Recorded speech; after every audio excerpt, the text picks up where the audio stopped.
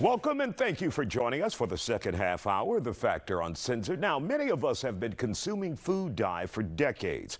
According to Dr. Danish Ali of Arch Point Pain Institute, it can have an impact on your health in the long term. Let's take a listen. Isaiah, what we're realizing is that all these studies that have recently been done, there is an increased link between cancers and carcinogenic agents that are found in some of these chemicals and some of these dyes that are linked and associated with an increased risk. These are the same materials and the same dyes that are available in candies, cereal, and even some beverages.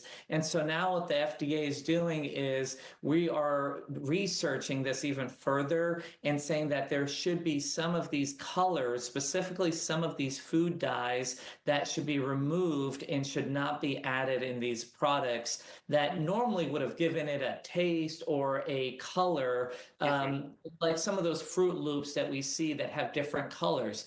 A lot of those come from different food dyes. You're picking on my favorite cereal, Dr. Ali. You're going to have to use the ones without colors now, Isaiah.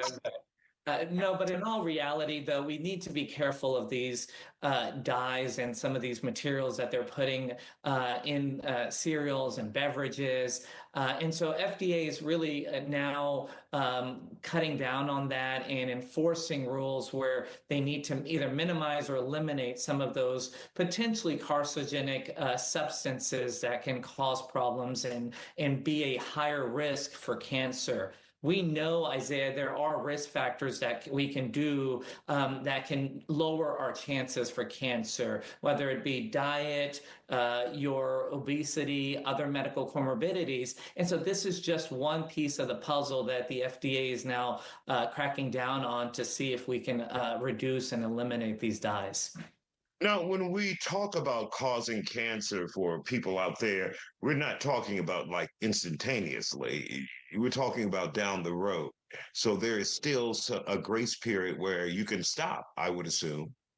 That's correct, Isaiah. There is. And you're right. It doesn't just happen immediately or the first time you eat Fruit Loops and now you're at a significantly higher risk. What we've noticed is that there's that association. And so with United States being at a very high risk for multiple different cancers, and we are one of the highest countries that has the highest amount of cancers per capita. And so that's why it's reducing and trying to eliminate some of these risk factors that can potentially lower our risk and lower our chances to get these cancers.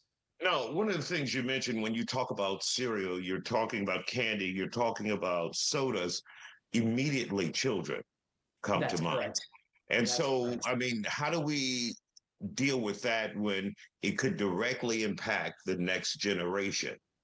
Yeah, and we start at a young age, right, Isaiah? So that's why some of the recommendations they've made are to schools specifically. So in the cafeterias where some of these substances were previously being given, now they're really cutting back and they're asking the cafeterias, the schools to evaluate those and make sure that we're choosing healthier alternatives. For example, processed food, avoiding processed food in the cafeterias, basically doing everything we can to set up a generation where we reduce our chances for cancers and we reduce obesity, diabetes, and all these other medical conditions that we're seeing in these children. Your best advice to people would be what? Check your cupboards, your refrigerator. If you don't need it, throw it away or wait for further instructions from the government on this. Our recommendation, Isaiah, is to try to reduce and eliminate any substances that have these sorts of food coloring. It'll say on the ingredients in the back, if you look at those cereal boxes or even those Coke and beverages, it'll say made from artificial dyes, etc. So those are the things that you want to try to eliminate as much as possible. Maybe try to choose the cereal that doesn't have those dyes or those colorful, colored Fruit Loops. I'm just giving you an example, but the point is, look at your ingredients, try to minimize them as much as possible, and make your kids more aware of it.